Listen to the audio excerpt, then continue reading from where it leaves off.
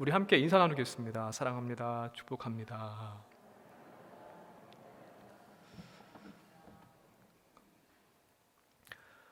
최근에 화제가 된 우리나라 영화가 있습니다. 우리나라 영화라고 해야 될지 약간 좀 의문이 들긴 하지만 미나리라고 하는 영화 혹시 보신 분들이 있을지 모르겠는데요. 제가 주중에 인터넷으로 그것을 볼 수 있는 기회가 있어서 보게 되었는데 그 가운데서 제 마음에 꽂히는 대사 하나가 있었습니다. 그게 뭔가 하면은 어떤 내용인가 하면은 할머니가 손자를 데리고 숲속에 있는 물가에다가 뿌려놓은 미나리 밭으로 가게 됐습니다. 근데 마침 그 숲속 나무가지에 뱀이 지나가는 겁니다. 그때 이 손자가 돌을 들어가지고 뱀한테 던지려고 하니까 할머니가 그것을 제지하면서 했던 대사였습니다. 보이는 것보다 보이지 않는 것이 더 위험한 거야. 숨어 있는 게 더 무섭고 위험한 거야. 라고 말을 하면서 그 손주를 제지를 합니다.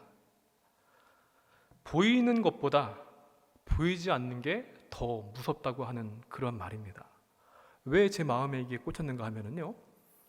물론 그 말 자체에 있는 메시지가 의미가 있기 때문에 그렇기도 했지만 과거에 제가 경험했던 경험, 그 기억을 소환했기 때문에 더 마음에 와 닿았습니다.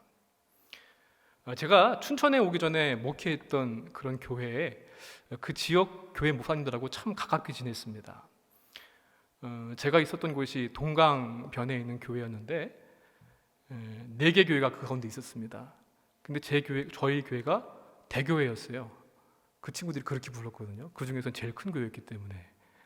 또 그리고 어디를 가든지 읍내를 나가려고 해도 그렇고 뭐 무슨 볼일을 보려고 해도 그렇고 저희 교회를 지나야만 갈 수 있었습니다. 저희 교회에 통과해야만이 자기네 교회를 갈 수 있기 때문에 그래서 지나가다가 차가 있으면 들어와서 그냥 같이 교제하는 겁니다. 뭐 밥도 같이 먹고요. 목회 정보도 공유하고 또 아이들 또래가 좀 비슷하기 때문에 같이 또래끼리 놀기도 하고 또 교회가 작다 보니까 할 수 없는 행사들을 같이 연합해서 하기도 했고요. 한 달에 한 번씩 꼭 연합 예배를 돌아가면서 그렇게 예배를 드렸던 그런 기억이 있습니다. 근데 어느 날은 목사님들하고 얘기를 하는 가운데 벌레하고 뱀 얘기를 하게 됐습니다. 교회하고 사택이 대부분 다 산속에 있다 보니까 벌레, 뱀들이 자주 출현을 하는 거예요. 그래서 어떤 목사님은요 군대 제대하고 받았던 전투화 그거하고 삽을 항상 가까운 데 비치를 해놨습니다. 언제 어디서나 뱀이 나타나면 그것을 이제 처단을 하려고. 뱀도 문제지만 밤에 자다가 따끔해서 눈을 떠보니까 그 다음날 이렇게 퉁퉁 부은 거예요. 왜 그런가 보니까 지네가 물었다는 거예요. 또 벌집 제거하다가 벌에 쏘이기도 하고요. 이런저런 얘기를 하다가 목사님네 교회는 뱀 없어요? 이렇게 물어보는 거예요. 그래서 저는 우린 뱀 없다고. 다행스럽게 저희 교회는 바로 앞에 도로가 있어서 그랬는지 모르겠지만 뱀이 없었습니다. 지네가 가끔 나오긴 했는데 뭐 제가 직접 본 건 아니었고 또 우리 식구 중에 물린 사람도 없었고 또 무엇보다 저는 짐승 가운데 털없는 게 정말 징그럽고 싫고 그 중에 제일이 뱀이거든요. 그래서 뱀이 없는 게 참 감사했습니다. 그리고 며칠이 지나서 제가 사택문을 이렇게 열고 나오다가 깜짝 놀랐습니다. 저희 그 마당에 자갈을 깔아놨는데 제 발 앞으로 뭐가 휙 지나가는데 뱀이었습니다. 며칠 전에 우리 교회는 뱀 없다고 했는데 뱀이 없는 게 아니라 있는데 제가 그동안 몰랐던 겁니다. 사실 근처에도 가기 싫었는데요. 그 마당 끝에 딸기를 심어놨는데 저희 집 아이들이 수시로 가서 딸기 열렸나 안 열렸나 보면서 노는 장소가 그곳이었거든요.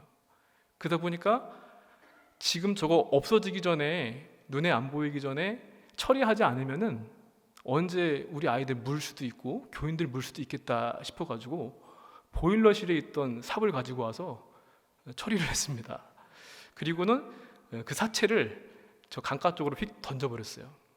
그리고 나서 삽을 갖다 두러 보일러실로 갔는데 거기서 또 한 번 놀랐습니다. 왜 벌써 놀라세요? 저희 사택이 흙으로 지었는데요. 그 사택하고 교회 건물 사이에 조그만하게 보일러실이 있었습니다. 보일러통 겨우 들어갈 정도였고 창고 아닌 창고가 되다 보니까 교회 공구를 거기다가 다 갖다 놨습니다. 그런데 이 물탱크 밑에 뭔가 비닐 같은 게 있어서 제가 이렇게 집어봤어요. 딱 집었다가 머리카락이 쭈삣하면서 이걸 확 집어 던졌습니다. 제가 처음 봤던 이 뱀 허물이었습니다. 그 다음부터요, 제가 보일러실을 들어갈 수가 없더라고요. 아마 거기가 이제 따뜻하니까 뱀이 살았던 것 같은데. 그리고 좀 있다가는 교회 뒤쪽 창고도 전 마음대로 드나들 수가 없게 됐습니다. 거기는 자두나무가 있어가지고 여름에는 자두를 따먹기도 하고, 또 이렇게 드럼통이 있어가지고 매일매일 나오는 조그만 쓰레기들은 거기다가 소각하는 장소였거든요. 그런데 그 자두나무 밑에 있는 풀 속으로 뱀이 들어가는 걸 봤습니다. 그 뒤로는 마음대로 못 다니겠더라고요. 여러분, 눈에 보이지는 않지만 어딘가에 뱀이 있는 것 같다고 생각이 드니까 함부로 갈 수가 없습니다. 무섭습니다. 싫습니다. 눈에 보이는 뱀도 싫지만 어디인가 있을지 모르는 뱀이 더 싫고 두려운 겁니다. 눈에 보이는 것보다 눈에 보이지 않는 게 더 무섭다고 하는 말을 저는 그때 느꼈습니다. 기독교 2000년의 역사를 보게 되면요, 우리 신앙의 양태가 두 가지로 흘러오는 것을 볼 수 있습니다. 먼저 눈에 보이는 표면적인 신앙의 양태입니다. 겉으로 화려하고요, 거대하게 보이지만, 그런데 속을 들여다보게 되면 부패하고 타락하고 세속화되어 있는 신앙의 모습입니다. 예수님의 정신도 없고요, 물질, 돈에 대한 욕심 때문에 어둡습니다. 또 권력에 아첨하고 기득권을 지키는 데만 관심이 있기 때문에 사치와 안락에 빠질 수밖에 없는 것이 바로 이 표면적인 신앙의 모습입니다. 예수님은 이러한 표면적인 신앙의 형태를 가진 사람들을 그들의 위선을 지적하시면서 호되게 나무라쳤던 적이 성경 말씀 보게 되면 곳곳에 기록되어 있습니다. 아마 바리새인들, 서기관들이 그들의 대표가 될 것입니다.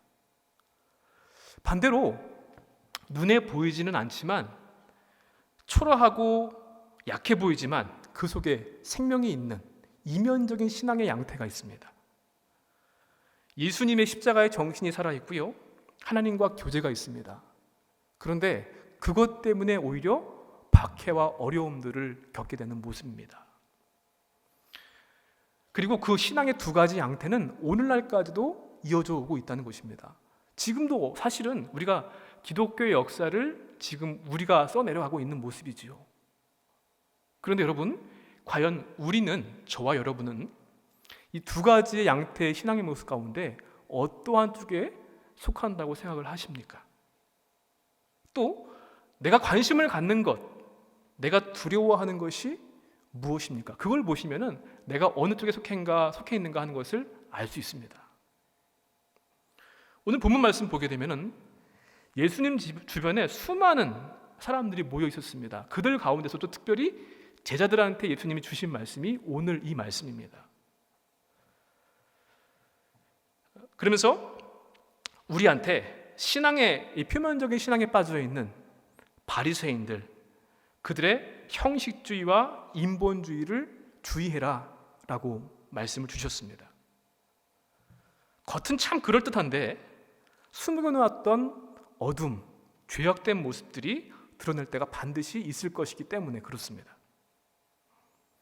또 같은 원리로요, 우리 그리스도인은 눈에 보이는 세상 여러 가지 것들, 권력자들, 사람, 이러한 요소들, 이것이 아니라 눈에 보이지는 않지만 인도하시고 보호하시고 심판하시는 하나님을 두려워해야 한다라는 말씀을 오늘 우리에게 주고 계신 것입니다.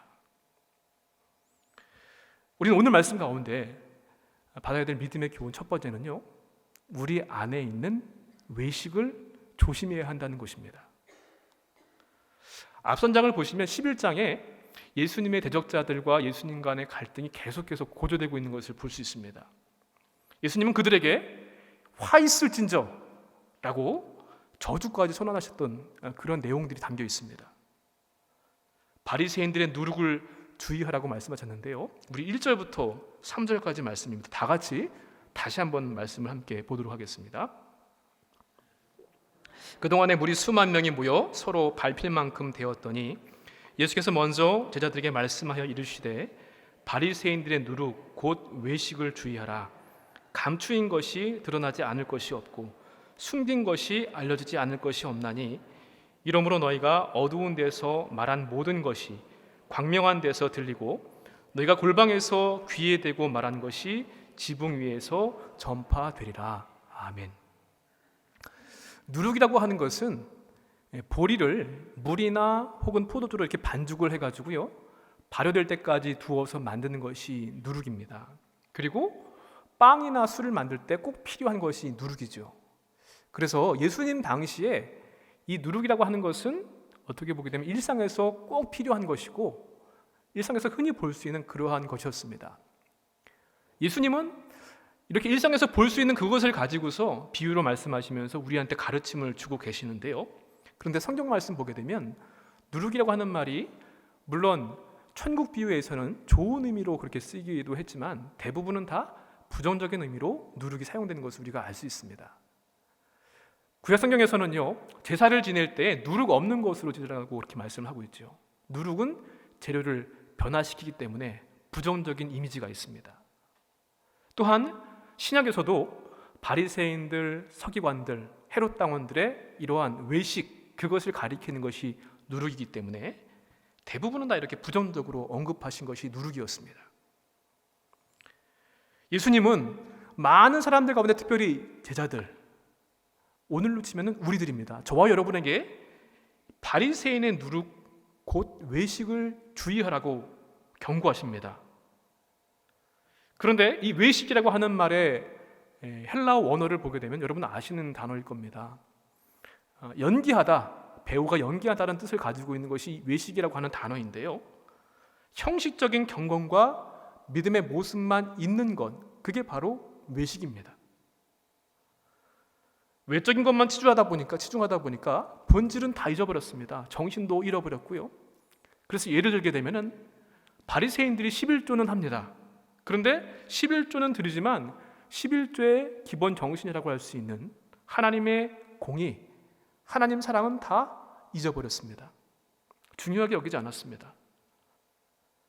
자신들의 종교적인 열심은 아주 지나치게 열심이었지만 그것에 대한 자부심 때문에 어디를 가도 꼭 대우받기를 원했고요. 높은 자리에만 앉기를 원했던 것이 그들의 모습이었습니다.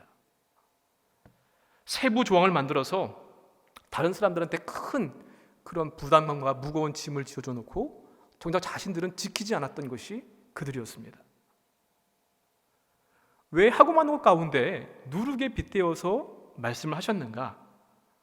누룩은요 반죽과 함께 하게 되면은 구분이 되지 않습니다. 어떤 게 누룩이고 어떤 게 반죽인지 잘 구분이 가지 않습니다. 그리고요 아주 조금만 양이라도 그 반죽에 들어가게 되면은 반죽을 부풀립니다. 크게 합니다.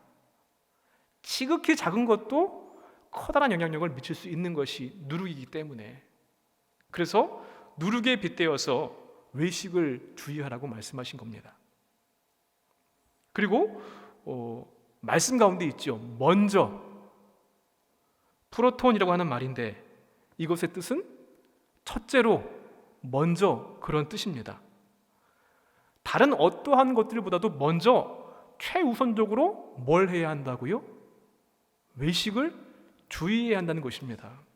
그렇게 말씀하고 있지 않습니까? 예수께서 먼저 제자들에게 말씀하여 이르시되 바리새인들의 누룩 곧 외식을 주의하라. 그렇다면 여러분 바리새인들한테만 해당되는 말씀일까요? 우리는 관심이 없나요? 왜 그렇게 바리새인들은 또 수많은 사람들은 또 우리들도 나도 모르게 왜 외식에 빠질 수밖에 없는 것일까요? 우리는요 보이는 것이 힘이라고 잘못 생각합니다.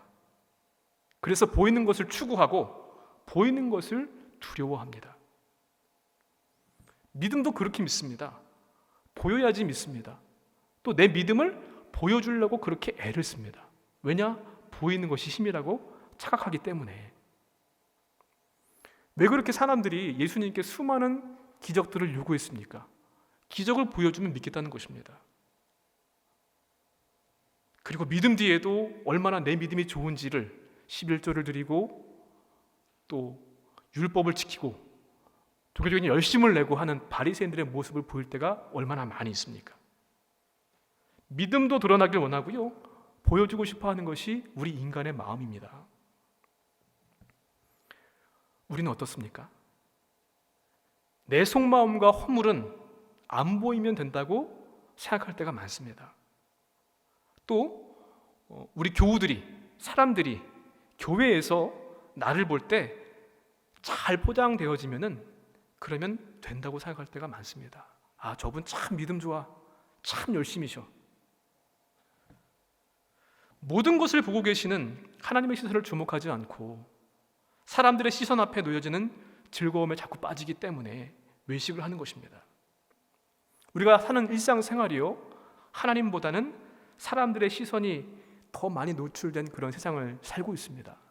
그래서 우리는 이것을 늘 조심해야 하고 또 조심해야 될 이유가 바로 거기에 있습니다. 어떤 때는요, 신앙의 연수를 포장하기도 하고요, 교회에서 내가 그동안 해왔던 봉사와 섬김의 일들로 나를 포장하기도 합니다. 때로는 직분으로 포장을 하기도 합니다. 그래서 맡은 일과 직분이 큰 가면을 느낄 때가 얼마나 많이 있는지 모릅니다. 저도 가만히 생각해 보게 되면요, 이 목사라고 하는 가면을 벗어버려야 될 때가 얼마나 많이 있는지 모릅니다. 어떤 목사님이요, 30년 동안의 목회를 이제 마무리하고 은퇴하면서 자신을 돌아보면서 또 후배 목사들한테 던지는 7개의 질문을 담은 책을 하나 썼습니다. 그 책의 제목이 뭔가 하면은 목사 그리고 목사직이라고 하는 제목입니다. 그 7가지의 질문이 이러한 질문이었습니다. 그런데 여러분, 목사님들한테만이 아니라 우리 성도로서 우리에게도 던져야 될 질문입니다. 나는 지금 왜 목사로 살고 있는가? 나는 왜 성도로 살고 있는가? 성경에 나오는 여러 가지 인물들, 많은 인물들 가운데 나는 어떠한 유형에 속하고 있는가? 목사이기 이전에 나는 전도인인가? 얼마나 자발적으로 고독한 시간을 갖는가? 하나님과의 독대의 시간을 말하는 것입니다. 얼마나 인간을 알고 있는가? 또 내가 맡고 있는 이 일, 교회를 내 목적을 위한 어떠한 수단으로 이용하고 있지는 않는가? 또 7번째 질문, 마지막은 이것은 정말 중요한 질문인데요. 나는 하나님의 심판을 믿고 있는가? 이 질문들을 통해서요, 정말 발가벗겨진 것처럼 아주 솔직하고 직설적으로 그렇게 기록을 해서 더 생생하고 사실 책 읽기가 부끄러웠습니다. 그러면서 저를 한번 바라봤습니다. 우리 교회, 우리 교구 성도들이 바라보는 나의 모습은 어떠한 것일까? 가족들이, 우리 식구들이 바라보는 아버지로서, 남편으로서, 목사로서의 내 모습은 어떠한 모습일까? 그리고 나 스스로 돌아보게 되었을 때 내 삶과 신앙의 모습은 무엇일까 하는 질문을 던져봤습니다. 그런데요, 이미 알고 있습니다. 제 스스로가 내 모습이 어떠한 모습인지를.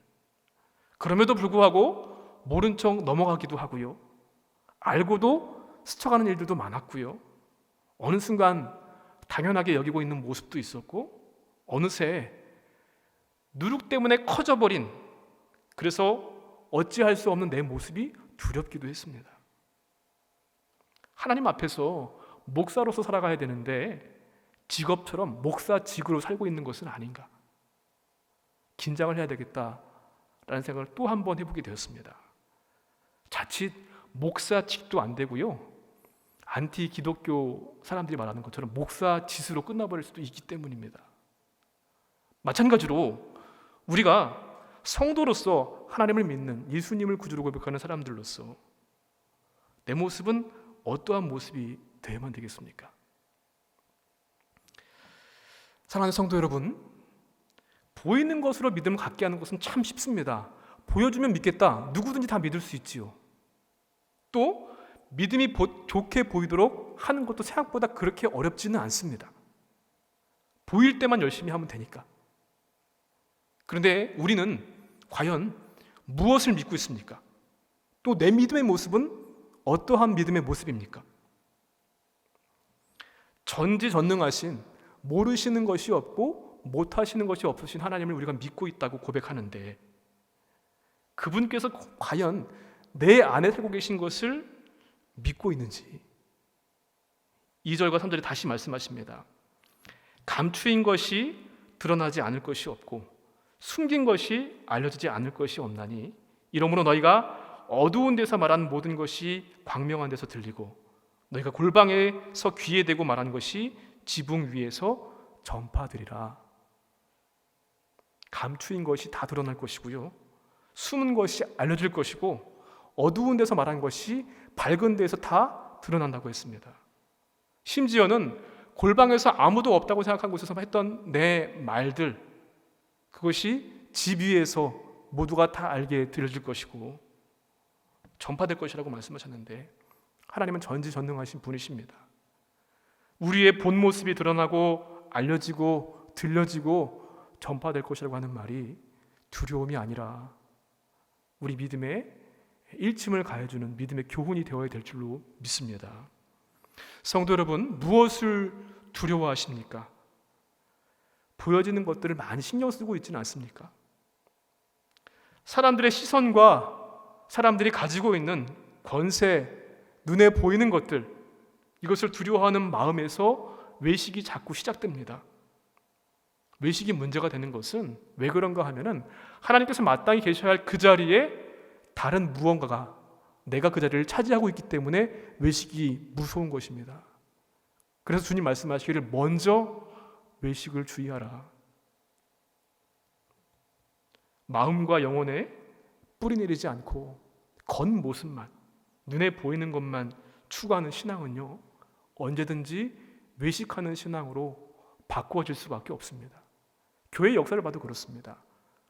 이면적인 신앙 참 좋았고 아름다운 모습이었습니다. 그런데 자꾸 조금씩 드러나고 하다 보니까 그 이면적인 신앙이 표면적인 신앙으로 바뀌어지다가 결국은 손가락질을 받고 멸망을 받을 수밖에 없는 것입니다.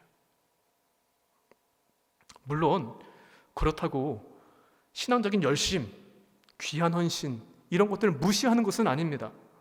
그것도 정말 소중한 일입니다. 아무나 할 수 있는 것도 아니고요. 그러나 헌신과 열정적인 신앙, 활동, 겉으로의 모습이 우리 신앙의 궁극적인 모습이 되어서는 안 된다는 것입니다. 우리는 무엇보다 눈에 보이지는 않지만 엄연히 계시고 함께 하시는 주님께만 신뢰를 갖고요, 그분이 제시하시는 가르침의 길을 가야 할 줄로 믿습니다. 현상을 보지 않고 보이지 않는 현상 너머에 있는 그러한 차원을 바라보는 것이 진짜 믿음의 모습입니다. 여러분, 저와 여러분 다짐해 보시기 바랍니다. 안 보이면 된다고 생각하지 마십시오. 잘 보이면 된다고 생각하지 마십시오. 눈에 보이는 것을 두려워하지 마시기 바랍니다. 먼저 누룩, 외식을 주의하라 말씀하신 주님의 음성을 기억하면서 성도, 그리고 성도다움으로 하나님의 시선 앞에서 나를 세우고 살기를 다짐하는 저와 여러분 되시기를 주님의 이름으로 간절히 축원을 드립니다. 외식을 주의해야 되고 눈에 보이는 것들은 두려워할 필요가 없습니다. 그런데 정말 두려워해야 할 것은 우리가 두려워해야만 합니다. 예수님께서 제자들을 친구라고 부르시면서 심판주이신 하나님을 누구보다 무엇보다 두려워하라고 가르침을 주셨습니다. 우리 4절과 5절 말씀입니다. 같이 읽어보겠습니다. 내가 내 친구 너희에게 말하노니 몸을 죽이고 그 후에는 능히 더 못하는 자들을 두려워하지 말라. 마땅히 두려워할 자를 내가 너희에게 보이리니 곧 죽인 후에 또한 지옥에 던져놓는 권세 있는 그를 두려워하라. 내가 참으로 너희에게 이르노니 그를 두려워하라. 아멘. 주님께서 제자들을 필로스라고, 친구라고 불러주셨습니다. 앞에 바리새인들한테는요, 이 화 있을 것들아 이러면서 그냥 아주 호되게 저주를 퍼부으셨는데, 그것에 비한다고 한다면 우리를 정말 친근하게 부르시는 호칭이 바로 친구라는 호칭입니다. 오늘 우리들도, 저와 여러분도 예수님의 친구가 되었습니다. 어떻게 우리가 하나님을 친구 먹을 수 있겠습니까? 그런데 감사하게도 주님께서 우리를 친구로 삼아 주셨다는 것입니다. 요한복음 15장 14절에 말씀하시기를 너희는 내가 명하는 대로 행하면 곧 나의 친구라. 참 감사한 일입니다. 주님은 제자들과 오늘 저와 여러분에게 가장 친근한 호칭으로 친구들아 라고 부르시면서 또 가장 중요한 말씀을 친구된 우리에게 주고 계십니다. 사람을 두려워하지 말고, 눈에 보이는 것을 두려워하지 말고 눈에 보이지 않는 하나님을 두려워하라는 것입니다. 여러분, 지금 아무 생각하지 마시고요, 내가 지금 제일 염려하는 것, 걱정하는 것이 뭔지 금방 떠오르는 게 뭔지 한번 생각해 보세요. 사실은 그게 내가 지금 제일 두려워하는 겁니다. 우리는 세상에 보이는 것들 때문에 두려워합니다. 물질이 두렵기 때문에, 물질이 필요하기 때문에 물질을 걱정하고 염려합니다. 권력이 힘이라고 생각하기 때문에 권력을 원하고 어떻게 하면 권력과 좀 더 가까이 지낼 수 있을까, 그것을 염려하죠. 그런데 우리 눈에 보이는 것들은 모두가 다 한계가 있고 끝이 있습니다. 세상의 모든 것들은 다 사라집니다. 모든 것의 주인은 세상 것들, 눈에 보이는 것이 아니라 하나님이 주인이십니다. 아무리 강한 권세를 가지고 있는 그런 사람이라고 할지라도 진정 두려워하는 대상은 육체에 대한 것을 결정하는 그러한 사람들, 그러한 세상의 것들이 아니랍니다. 기껏해야 최대한으로 우리 몸을 죽일 수는 있을 겁니다. 그런데 우리 육신의 죽임뿐만 아니라 우리 영혼에 대한 것까지도 살리고 죽이고 하실 수 있는 하나님, 심판하시는 그 하나님을 우리는 두려워해야 하는 것입니다. 순간순간 이 질문을 한번 우리 스스로에게 던져보십시오. 내가 하나님을 정말 두려워하고 있다고 한다면 내 모습이 이게 맞는 것인가? 하나님이 두려운데, 하나님이 살아계심을 믿고 있는데 어떻게 과연 내가 이 말을 할 수가 있을까? 어떻게 이런 생각들을 할 수가 있고 이러한 생각을 행동으로 옮길 수가 있을까? 내가 정말 하나님을 믿고 하나님을 두려워하는 사람의 모습이 맞는 것인가? 우리는 이 질문을 계속 던져야만 될 것입니다. 미국 샌프란시스코의 유명한 관광 명소가 바로 금문교죠. 그런데 이 금문교를 공사할 때요, 워낙 대공사이다 보니까 1년 동안에 공사 인부들 23명이 죽었답니다. 그래서 공사를 책임지는 측에서 떨어지더라도 죽지 않도록 그물망을 닫혔다는 거예요, 공사를 하면서. 그랬더니만 죽는 자도 발생하지 않았고요. 더 놀라운 것은 무엇인가 하면 공사 진척 속도가 20%가 더 빨라졌다는 것입니다. 무슨 말인가 하면은 죽음에 대한 두려움, 내가 떨어져서 죽으면 어떻게 하나 라고 하는 그 두려움이 사라지니까 나머지는 무섭지가 않다는 거예요.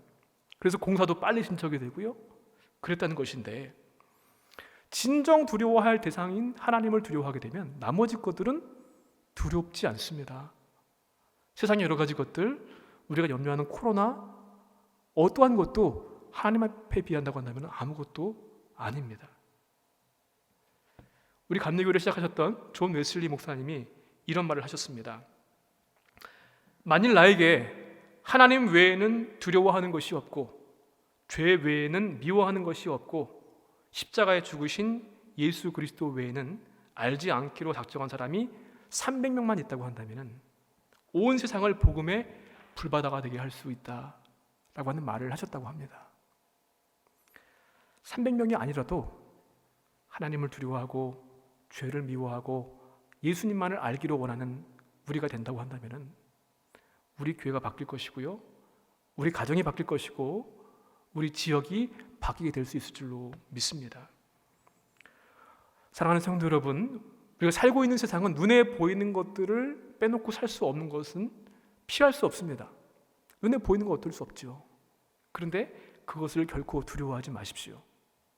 또 내 믿음의 모습, 내 신앙의 모습을 자꾸 눈에 보이는 쪽으로만 나타내려고 애쓸 필요도 없습니다.